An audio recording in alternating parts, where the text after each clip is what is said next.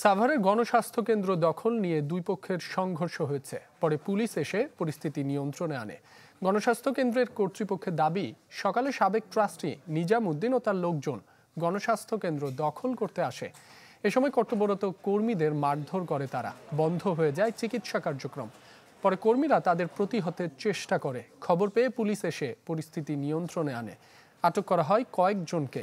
এরপর মারধরের প্রতিবাদে মানববন্ধন করেন গণস্বাস্থ্য কেন্দ্রের ছাত্র শিক্ষক কর্মীরা। এ ঘটনায় অভিযুক্ত নাজিম উদ্দিনের কোনো বক্তব্য পাওয়া যায়নি। তো এরা অনেক আগে থেকে এরকম হুমকি ধামকি দিচ্ছে এবং হাসপাতাল দখল করবে এরকম বলে আসতেছে আশেপাশে।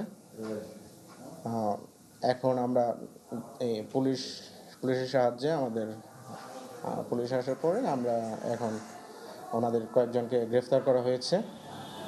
এখন হাসপাতালের পরিস্থিতি থমথমে।